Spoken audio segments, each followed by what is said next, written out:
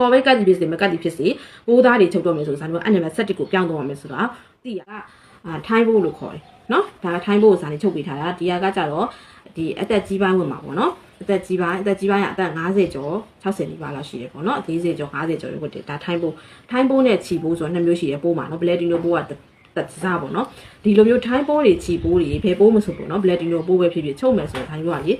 ကော်ပိတ်လေးခံချုပ်ပြီးပေါ့နော်ကော်ပိတ်လေးခံပြီးတာလေချုပ်တဲ့လူတတ်တာတယ်ချုပ်တဲ့သူလည်းပို့ပြီးတော့ခရီးတွင်တယ်ပေါ့နော်အဓိကဘူးတာလေးပြောပြပေးချင်တာတီဗီသားကြီးကကြော်သွားပေးလို့ရတယ်နော်ခုမှလေးလာနေတဲ့သူလေးတွေခုမှအထည်ကိုလက်ခံတဲ့သူလေးတွေပေါ့နော်ကိုကသိရအောင်လို့ဒါလူကြီးပိုင်းတွေကတော့တော်တော်များများ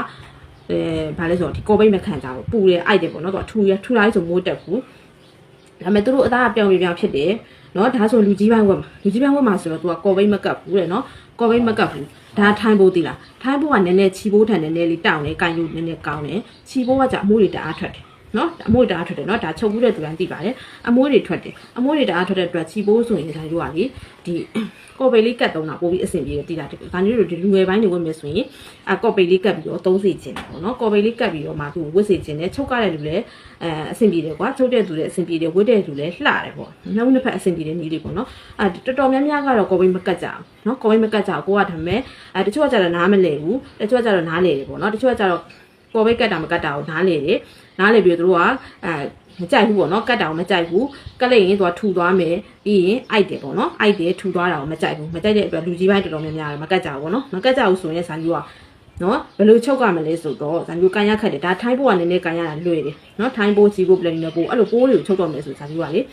ေအနံပါတ်ရွေးချယ်မှုကလည်းအရင်ရေးကြည့်တယ်သိလားဇာမျိုးပုံမှန်ချုပ်နေတဲ့အနံပါတ်14နဲ့လေမထူမပါဆွဲတဲ့အနံပါတ်14နဲ့လေချုပ်ကတော့အဆင်ပြေတော့ဒီပိုးသားတွေဆိုရင်လေပိုးသားတွေဆိုရင်ဇာမျိုးကအနံပါတ်လေးပြောင်းပေးရနော်အနံပါတ်ဘယ်လောက်ပြောင်းမလဲဆိုရင်ဇာမျိုးပုံမှန်ချုပ်နေတဲ့အနံပါတ်ဒီ14ဖြစ်တယ်နော်ပုံမှန်ချုပ်နေတဲ့အနံပါတ်က14ဒီလိုပိုးသားတွေချုပ်တော့မယ်ဆိုရင်ဇာမျိုးကအနံပါတ်ကို17ပြောင်းပေးရနော်အနံပါတ်17နဲ့ပြောင်းချုပ်ပေးရနော်ပြောင်းမချုပ်ပေးရင်ဘာတွေဖြစ်လဲဆိုတော့ကိုကပုံမှန်ချုပ်နေတဲ့အတိုင်းအနံပါတ်14နဲ့ဒီလိုပိုးသားတွေကိုပဲချုပ်လိုက်မယ်ဆိုရင်လေသူကဘယ်လိုဖြစ်လဲဆိုတော့ဒီအက်ကတပေါက်ကျလိုက်တယ်ဆိုတာနဲ့လေဒီနေရာမှာနော်ချီချောင်းကြီးနေအကြောင်းကြီးနေအစင်းချောင်းကြီးပေါ်လာသိလားပြောမဆိုရင်ရေစီးကမ်းမျိုးလိုက်တဲ့ပုံစံမျိုးပေါ့နော်ရေစီးချောင်းပုံစံမျိုးကြီးလေနော် adjust ဖြစ်တာပေါ့နော်အလိုင်းတွေထလာအောင်သိလားဒီချီကြီးကလေချီသားတွေဒီလိုပိုးသားတွေကလေသူကပိတ်ကြောကလေဒေသားဆွဲသားဆိုပေမဲ့၄ဘက်၄လမ်းလုံးသူကဒေသားကြီးဖြစ်နေသိလားဆွဲသားမပါဘူးဆွဲသားမရှိဘူးသူကဒေသားကြီးဖြစ်တဲ့အတွက်ဇာသူကအတပေါက်ပေါက်လိုက်ပြီဆိုတာနဲ့သူကဒီနေရာမှာဒီလိုနေရာတွေမှာလိုင်းတွေထွက်တာသိလားနော်ဒီမှာတော့မရှိဘူးဇာနီကအနံပါတ်7နဲ့ချုပ်ပေးထားလို့မရှိရနော်အနံပါတ်14နဲ့ချုပ်တဲ့အခါကျဇာနီအရင်တော့ဇာနီတို့စပြီးတင်တော့မနုမနဲ့အရွယ်တော့ပေါ့နော်မနုမနဲ့အချိန်ပညာမစုံပညာဒီမပြည့်ဝခင်ပေါ့နော်ပညာတွေမပြည့်ဖြစ်နေတဲ့အချိန်တော့ဆိုရင်ဇာနီတို့ကဒီအနံပါတ်14တိုင်းပဲချုပ်လိုက်တာပေါ့နော်အနံပါတ်14တိုင်းချုပ်တော့ဘာတွေဖြစ်လဲဆိုတော့ရေဒီလိုအကြောင်းကြီးထင်သွားတာတော့ပြောရေစီးကြောင်းကြီးလိုက်သွားတာပေါ့နော်အကြောင်းကြီးထင်တယ်သူကဘာလဲဆိုတော့၄ဘက်၄လမ်းလုံးကနော်ဒေသားကြီးပဲဖြစ်နေတင်းသားကြီးပဲနော်အနာကလည်းတင်းသာ